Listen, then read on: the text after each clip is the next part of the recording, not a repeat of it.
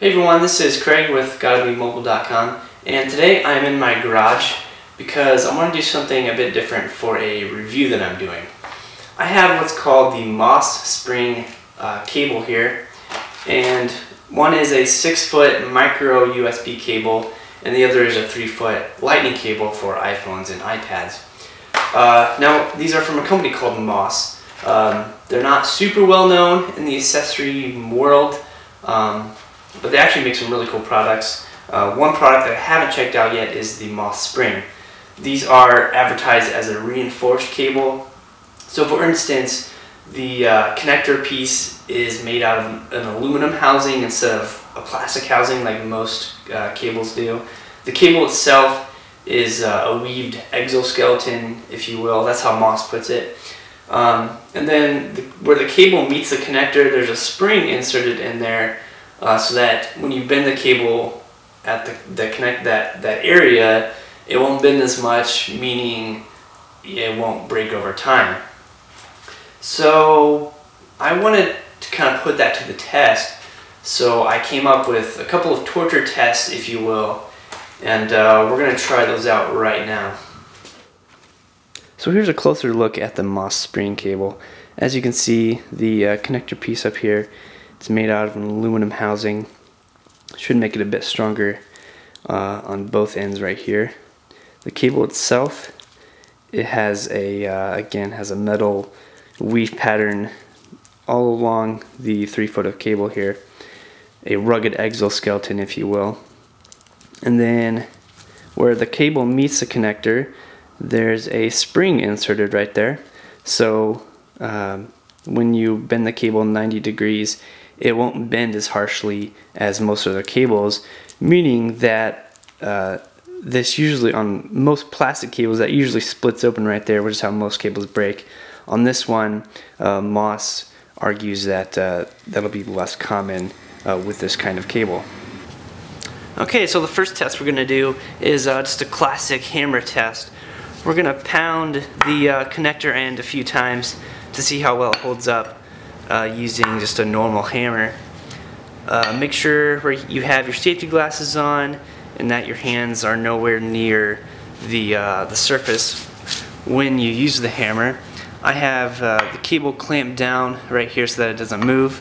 So as you can see, we're going to start off with just Apple's own lightning cable to see how well that stands up to a hammer. So let's get started.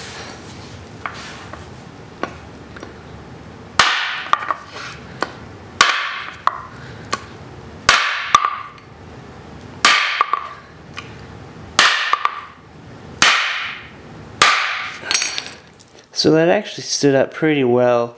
You might not be able to notice, but the USB plug is bent just a little bit. But overall it stood up to the hammer pretty well. And again, this is a plastic connector, so I'm guessing that the metal connector is going to do just fine. Okay, so now we have the MOS Spring cable in place, and we're going to hit this with a hammer a few times to see what happens.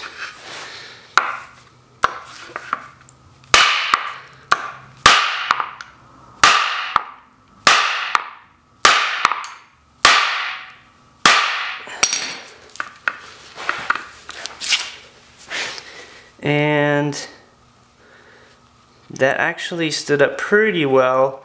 There's definitely some noticeable damage to the aluminum. Let's get a bit closer and let's look some more. So you might not be able to notice, there is a bit of an indentation where oh yeah, you can definitely notice right there where I hit it with the hammer. The weak part's definitely caved in a bit, but that's actually not too bad. Let's look at the original iPhone cable again. So here's the original cable after I hit it with a hammer. There is definitely some wear and tear on that, but it actually retained most of its original shape fairly well. Okay, so this time we're going to get a bit more disastrous here. We're going to use an awl basically looks like a screwdriver, but instead of a bit at the end, it's just a really sharp point. And what we're going to do is we're going to put it right on the center there and hammer it in. And my guess is that we're going to see a bit of damage. So let's try that out right now. Again, make sure you're wearing some kind of protective gloves. Make sure you're wearing safety glasses.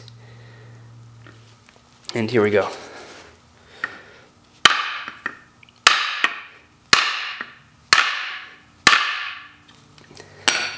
And oh, yeah, looks like it punctured, which isn't too surprising. Yeah, so let's pull this out. Okay, next we're going to try the MOS Spring cable. Center it on there.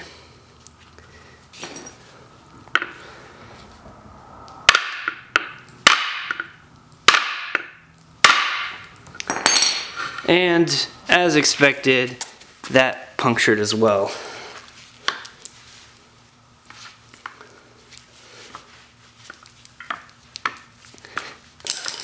So let's take a closer look at these. So with the Apple Lightning cable, it definitely punctured.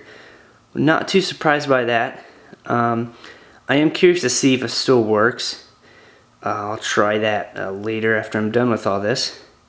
But for now, let's take a look at the other cable. This is the MOS Spring cable. It looks like it created a bigger hole from the awl. That might just be because it went in further, meaning that the aluminum wasn't quite as strong as the plastic on the Apple Lightning cable. Not really sure, but it's definitely a bigger puncture wound. Okay, so next up we're going to use a utility knife to see how much force it takes to cut through the cable portion. My hypothesis is that it'll be pretty easy to cut through this with a utility knife. The MOS cable, I think it'll be a bit more difficult. But first, let's try this out on the iPhone cable. And also, make sure you're wearing some nice gloves here, because you don't want to cut a finger off.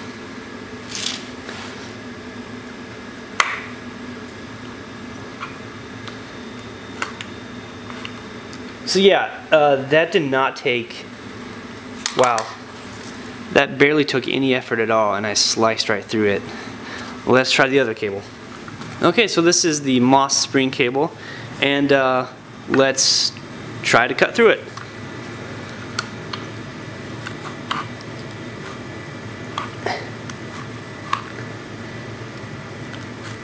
So, okay, there we go.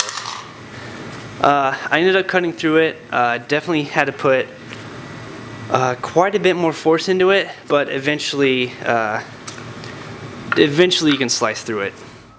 Okay, so this next test will essentially test the amount of bend that the cables have where the cable meets the connector. So I have both of the cables clamped here, the connector ends clamped to a table ledge, and the ends of the cables are tied to, each cable is tied to a 5-pound weight.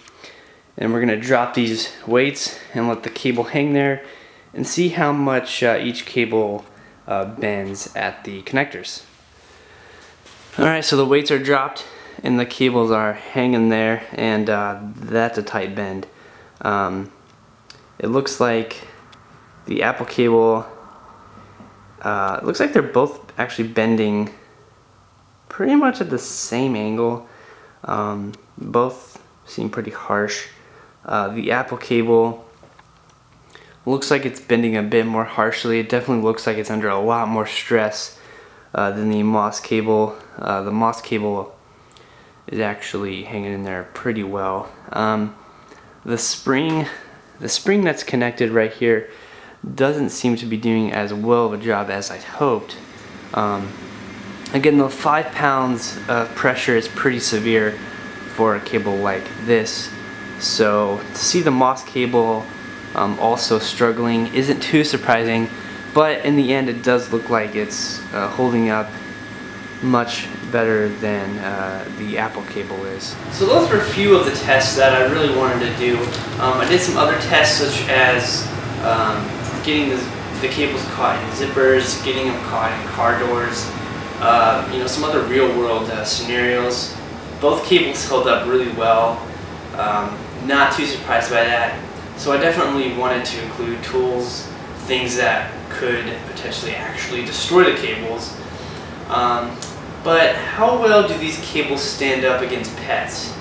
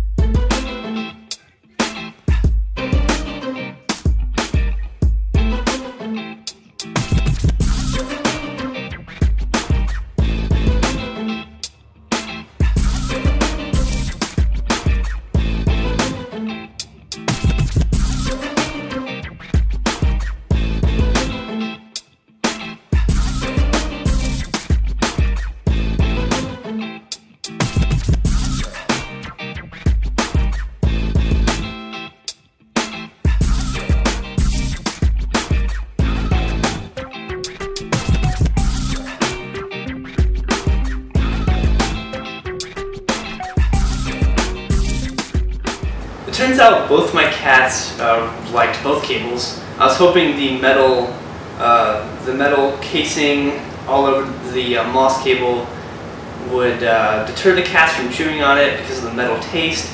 It turns out cats will pretty much just chew on anything. They were very easily able to chew through the weaved metal on the MOS cable, and then from there they could easily just get access to the rubber housing just like on the iPhone cable. So I think both cables could eventually get chewed through by a cat or a dog. The MOS cable actually could buy you a bit more time as far as how long the pet's been chewing on it and when you catch them doing it. So I would say the MOS cable is a bit more pet-proof than a normal iPhone cable. In the end, the MOS Spring cable isn't completely indestructible. It's not supposed to be, but I felt it definitely held up better than Apple's normal iPhone cable. I was still able to cut through it. I was still able to puncture a hole in the connector. I was still able to cause a bit of damage to the connector with a hammer. But I think, honestly, with use over time, the MOS cable I feel like would hold up better than just a regular iPhone cable, especially since you see these break all the time. And you probably have these cables break all the time too. The MOS Spring cables are $30 each, which is actually just $10 more than an Apple cable. So if you constantly keep buying these because they break, paying a bit more for the MOS Spring cable actually could save you money over time, so that you're not spending $20 per cable, when you buy one once a year or so. So again, this is the MOS Spring cable. They're $30. They come in Lightning connector and micro USB connector variants, and they also come in different lengths. This was a 3-foot. I also had a 6-foot over there. So yeah, thanks for watching.